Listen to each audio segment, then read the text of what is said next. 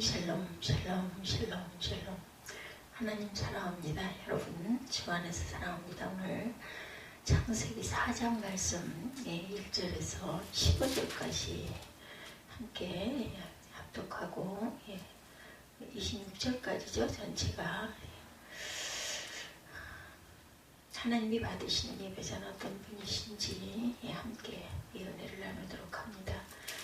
4장 1절에 아담이 그의 아내 하와와 동침하매 하와가 임신하여 가인을 낳고 이르되 내가 여호와로 말미암아 등남하였다 하니라. 그가 또 가인의 아와 아벨을 낳았는데 아벨은 양치는 자였고 가인은 농사하는 자였더라. 세월이 지난 후에 가인은 땅의 소산으로 제물을 삼아 야훼께 드렸고 아벨은 자기도 양의 첫 새끼와 그 기름으로 드렸더니 야훼께서 아벨과 그의 제물은 받으셨으나 가인과 그의 제물은 받지 아니하신지라. 가인이 몹시 분하여 안색이 변하니 여호와께서 가인에게 이르시되 내가 분하여 하면 어찌 됨이며 안색이 변하면 어찌 됨냐. 내가 선을 행하면 어찌 낯을 들지 못하겠느냐. 선을 행하지 아니하면 죄가 문에 엎드려 있느니라. 죄가 너를 원하나 너는 죄를 다스릴지니라. 가인이 그의 아버 아벨에게 말하고 그들이 들을 때 가인이 그의 아우 아벨을 쳐 죽이니라. 여호와께서 가인에게 이르시되 내 아우 아벨이 어디 있느냐. 그가 이르되 내가 알지 못하나이다. 내가 내 아우를 지키는 자니까. 이르시되 내가 무엇을 하였느냐. 내 아우의 핏소리가 땅에서부터 내게 호소하느니라. 땅이 그 입을 벌려 내 손에서부터 내 아우의 피를 받았은즉 내가 땅에서 저주를 받으리니 내가 밭을 가려도 땅이 다시는 그 효력을 내게 주지 아니할 것이요 너는 땅에서 피하며 유리하는 자가 되리라. 가인이 아우께 아뢰되 내 죄벌이 지기가 너무 무거우니다. 주께서 오늘 이 지면에서 나를 쫓아내사 내시온즉 내가 죄낯을 배웁지 못하리니 내가 땅에서 피하며 유리하는 자가 될지라. 물은 나를 만나는 자마다 나를 죽이겠나이다. 여호와께서 그에게 이르시되 그렇지 아니하다. 가인을 죽이는 자는 벌을 7배나 받으리라 하시고 가인에게 표를 주사 그를 만나는 모든 사람에게서 죽임을 면하게 하시니라. 이런 내용이죠. 가인과 아벨, 가인의 제단은 받지 않고 아벨의 제단을 받아서 결국은 가인이 동생 아벨을 쳐 죽이는 그러한 사건. 하나님이 받으시는 예배자는 과연 어떤 사람일까요? 여기 계신 모든 분들 대부분 가족 중에 형제 자매가 다 계신 줄 믿습니다. 어떤 분은 남자 형제만 있는 분도 계실 것이고 또 여자 자매만 있는 분도 계시고 어떤 분은 남자 여자 형제 모두 있는 분도 계실 것입니다. 그런 남자 형제만 있어서 어릴 때 여자 형제가 있는 사람이 아주 부러웠습니다. 그런데 어릴 때 형제들과 살면서 사이가 좋은 편이셨습니까? 아니면 자주 싸우면서 지내셨습니까? 아무리 사이가 좋았어도 한 번도 안 싸우고 성장한 그런 자매 아니면 형제 분들은 아마 없을 거예요. 어떤 다툼이든 어려서 다투기도 하죠. 그런데 그 어릴 때 형제와 싸우게 된 이유가 주로 무엇 때문이었을까요? 혹시 밥을 먹을 때 맛있는 반찬을 더 먹으려고 하다가 다툰 일은 없으신지 모르겠습니다. 제가 자랄 때는 지금처럼 음식이 풍요로울 때가 아니었기 때문에 맛있는 게 상에 올라오면 얼른 내가 하나라도 조금이라도 더 먹으려고 애를 썼던 그런 기억이 납니다. 또 옷 때문에 옷을 물려주는 게 너무 싫어서 그것 때문에 부모님에게 불평을 했던 그런 기억도 아마 있으실 것입니다. 음식이나 옷뿐만 아니라 부모의 사랑과 관심 때문에 또 토라진다고 그러죠. 토라지기도 하고 마음속으로 불만스러워가지고 내 엄마 아빠가 친엄마 아빠일까? 이런 생각을 했던 그런 기억도 있습니다. 부모와 사랑과 관심이 나보다 다른 형제에게 더 많으면 그걸로 인해서 아주 마음이 상하죠. 만약에 부모의 재산이 많은 경우에는 잘못하면 법정 싸움에까지도 이어지는 그런 사태, 부모님이 돌아가신 이후에 그런 사태도 있습니다.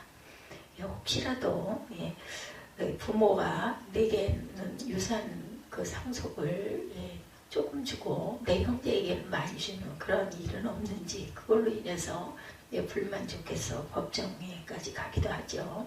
이처럼 한 부모에게서 태어난 형제 자매라 할지라도 평생 동안 서로 아껴주고 사랑하며 사이좋게 지내는 것이 그렇게 쉬운 일이 아닙니다. 어찌됐든 이해 타산이 내게 조금만 손해가 올 것 같다 싶으면 그걸로 인해서 어린 날 다퉜던 그런 기억이 있습니다. 오늘 읽으신 성경 창세기 4장 인류 최초의 형제인 가인과 아벨 사이에서 일어났던 비극적인 이야기가 기록되어 있습니다. 가인은 아담과 하와가 낳은 첫째 아들이었죠. 아담과 하와는 에덴 동산에서 하나님께서 먹지 말라고 명령하신 선악을 알게 하는 나무의 열매를 먹고 그만 범죄하고 말았습니다. 그리고 그들에게 내려진 형벌은 죽음이었죠. 즉 너희는 흙으로 만들어졌으므로 다시 흙으로 돌아가게 될 것이다 라는 사형 선고를 받죠. 그리고 그들은 에덴 동산에서 추방당합니다. 그러나 하나님은 그들을 추방당하기 전에 그들에게 놀라운 구원의 약속을 선물로 주셨어요. 즉 여자의 후손 중에 구원자가 나타나리라는 약속이었죠. 그래서 아담과 하와 부부는 에덴 동산에서 추방은 당했지만 그래도 언젠가 다시 에덴 동산으로 돌아갈 수 있다는 희망을 가지고 떠났습니다. 그들이 에덴 동산에서 추방된 후 그들 부부 사이 최초의 아이가 태어났는데 얼마나 기뻤을까요?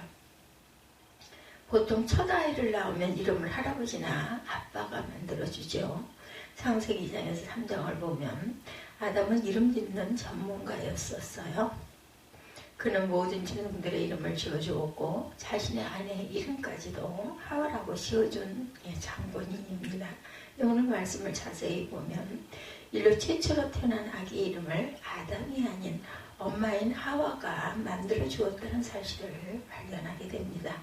창세기 4장 1절에 보면 아담이 자기 아내 하와와 동침하니 아내가 임신하여 가인을 낳았다. 하와가 말하였다. 주님의 도우심으로 내가 남자아이를 얻었다. 아담과 하와는 첫째 아들 가인을 잘 키워보려고 아마 노력을 많이 했을 것입니다. 에덴 동산에 있었던 이야기를 해주며 자신들이 선악을 알게 하는 나무의 열매를 먹었던 큰 실수도 전해주었을 거예요. 그런데도 하나님이 자신들을 포기하지 아니하시고 여자의 후손을 통해서 다시 구원해 주실 소망에 관한 이야기도 해주었을 것입니다. 그리고 아담은 자신의 직업인 농사짓는 일을 첫째 아들 가인에게 잘 가르쳤겠죠. 그래서 가인은 아버지 아담의 직업을 그대로 물려받아 농부가 되었습니다. 또한 부모들은 가인이 여자의 후손인 구원자가 되기를 간절히 바랬을 거예요. 분명히 가인은 부모의 뜨거운 사랑과 관심을 받으면서 자랐을 것입니다. 가인을 낳은 이후 하와는 또 다시 가인의 아들인 가인 동생인 아벨을 낳게 됩니다. 그런데 아벨의 이름 뜻은 허무, 공허, 영어로는 nothing이라는 의미를 가지고 있죠. 아마 첫째 아들인 가인보다 아벨에게는 부모의 관심이 조금 적었을 수도 있을 거예요. 대체로 어느 집안이나 장남에게 큰아들, 첫 번째 태어난 아들이나 딸에게 큰 관심, 마지에게 관심이 좀 많이 가죠. 그래서 그들 형제가 자라면서 가인은 늘 관심의 대상이었던 반면에 아들은 집에 있는지 없는지도 모를 정도 그런 존재였을 수도 있을 것입니다. 그리고 아벨은 직업이 양치는 목자였기 때문에 농부인 아담이나 가인과 함께 있기보다는 들판이나 양을 치며 혼자 있는 시간이 아마 많았을 거예요. 비슷한 사례가 야곱과 에서가 사냥을 했고 야곱은 항상 어머니 리브가와 함께 부엌 일을 할 때도 날아다니고 이랬던 그런 성경의 기록이 있죠. 아벨 역시 그의 부모가 살았던 에덴 동산에서 일어났던 이야기들을 이미 들어서 잘 알고 있을 겁니다. 하나님께서 친히 한 짐승을 죽이셔서 가죽옷을 만들어서 그의 부모인 아담과 하와를 입혀주셨던 이야기도 아마 알고 있었을 것입니다. 바로 그 짐승이 그의 부모가 지은 죄 때문에 대신 죽을 수밖에 없었던 사실도 알고 있었을 거예요. 그래서 아벨은 양을 치면서 자신의 여자의 후손인 구원자가 되어야겠다는 야망과 욕심을 갖기보다는 인간 때문에 대신 피 흘려 죽은 짐승을 생각하며 하나님 앞에 자신이 죄인임을 늘 기억하면서 살았을 것입니다. 반면에 가인은 장남으로 태어나서 자신이 정말 여자의 후손이 구원자라고 생각하면서 커다란 자부심을 갖고 살았을 거예요. 근데 두 형제의 운명이 어떻게 되었어요? 가장 가까워야 할 형제임에도 불구하고 가인은 구원자가 되기는커녕 형제를 죽이는 살인자가 되었고, 아벨은 양처럼 아무런 힘없이 죽임을 당하고 말았습니다. 그때 가인이 여자의 후손인 구원자가 될지도 모르겠다는 희망을 가졌던 가인의 엄마인 하와의 마음, 얼마나 절망스럽고 고통스러웠겠습니까? 그러면 서로 사랑하고 아끼고 가깝게 지내야 할 두 형제 사이에 살인사건이 발생하게 된 직접적인 원인은 무엇이었을까? 형제살인과 관련된 사건들을 잠깐 찾아보았더니 한 충격적인 내용을 알게 됩니다. 동로마 제국을 멸망시킨 오스만 제국은 형제 중 한 명만 남기고 모두 죽이는 관례가 있었다고 기록이 돼 있어요. 왜냐하면 형제 중에 한 명이 왕이 되고 나서 혹시라도 다른 형제가 반역을 일으킬까 봐서 아예 처음부터 형제 중 한 명만 남기고 다 죽게 했다는 것입니다. 우리나라에도 조선시대에 이방원은 형제들을 죽이면서 왕이 된 사람이기도 하죠. 그래서 적어도 형제 간의 살인사건은 왕의 자리 때문에 일어나는 경우가 많습니다. 아니면 거액의 재산 때문에 싸움이 생기기도 하죠. 한국의 그 삼성회장인 이근희 씨는 거액의 돈 때문에 그 형제와 법정 싸움을 벌인 바가 있어요. 그런데 가인과 아벨 형제 사이의 살인사건의 직접적인 원인은 왕의 자리도 거액의 돈도 아닌 바로 예배 때문이라는 사실이죠. 가인과 아벨 모두 하나님께 제물을 바치고 예배하며 하나님을 섬기던 자들이었습니다. 하나님을 예배하던 가인이 같은 하나님을 예배하던 아벨을 죽인 거예요.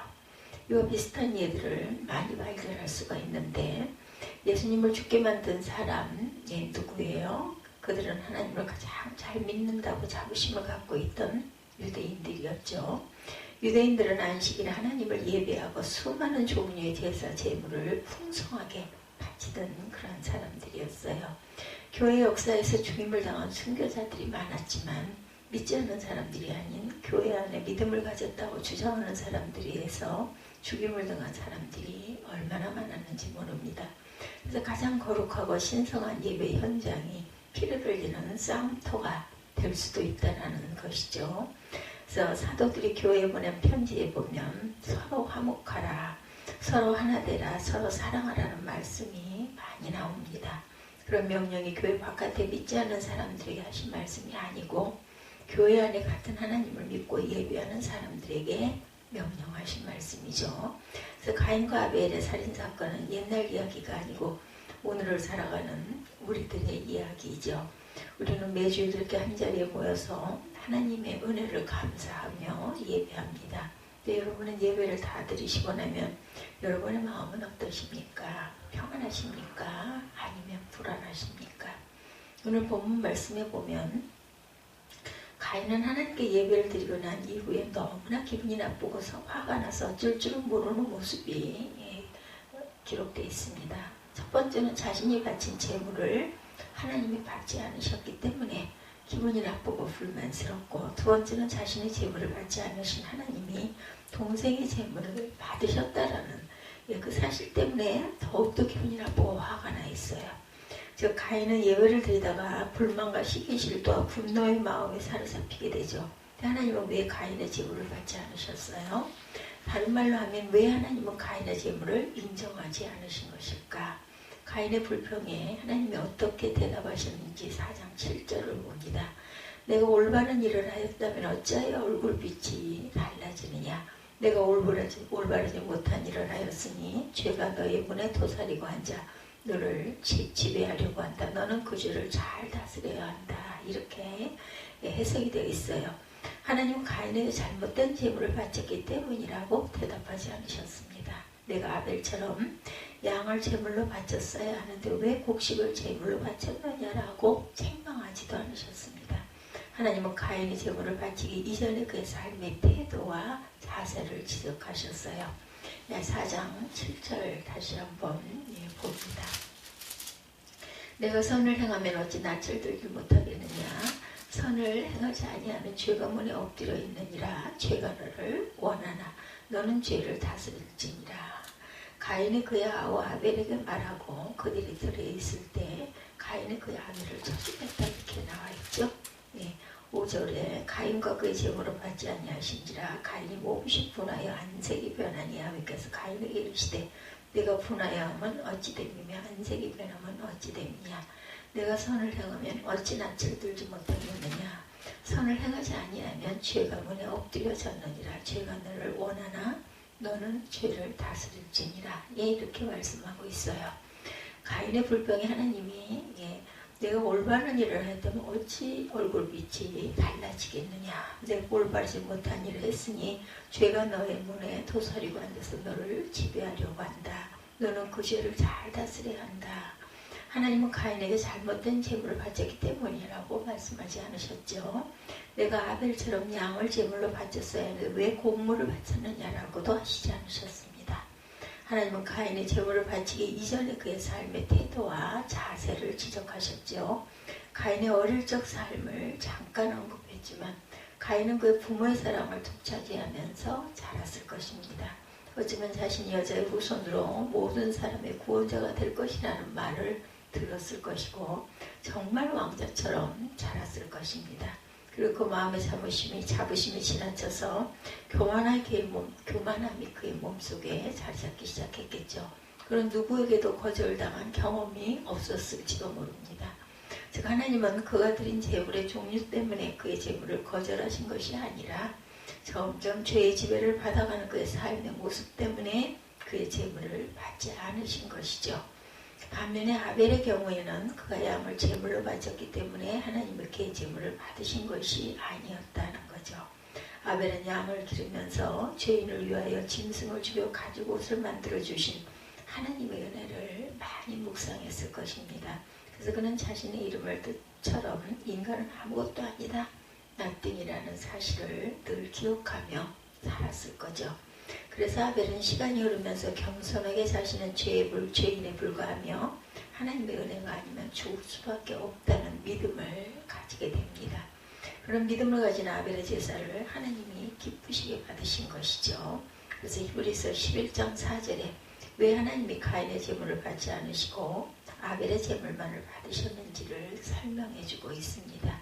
믿음으로 아벨은 가인보다 더 나은 제물을 하나님께 드렸습니다. 이런 제물을 드림으로 그는 의인이라는 증언을 받았죠. 근데 문제는 교만과 불만과 시기질투와 분노에 사로잡힌 가인의 눈에 아벨은 더 이상 사랑하고 돌보아야 할 형제가 아니라 죽이고 없애야 할 장애물에 불과했다는 것이죠. 그래서 가인은 아무런 양심의 가책도 없이 자신의 형제를 무참하게 죽이고 말았어요. 그리고 내 동생 아벨이 어디 있느냐라는 하나님의 질문에 가인은 나는 모른다. 내가 동생을 지키는 사람이냐? 라고 하나님께 대들며 따지는 모습이 기록되어 있습니다.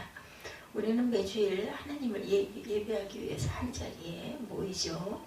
하나님은 예배드리는 오늘 우리의 모습만을 보시고 예배를 받으시거나 거절하지 아니하시고 내가 하나님께 예배를 드리기 이전에 일주일 동안 내가 어떻게 살아왔는지를 먼저 살펴본다라는 사실입니다. 만일 오늘 예배를 드리기 이전에 불만과 시기질투와 분노와 복수심에 사로잡혀 지내다가 오늘 예배를 드린다면 오늘 내가 드리는 예배는 가인의 예배가 될 수 있다는 것 기억하십시다. 결국 가인은 그러한 자신의 죄를 회개하지 않으므로 하나님의 죄의 저주를 받게 되었고 어디를 가도 마음의 평화를 얻지 못하는 방랑자로 살아갔을 것입니다.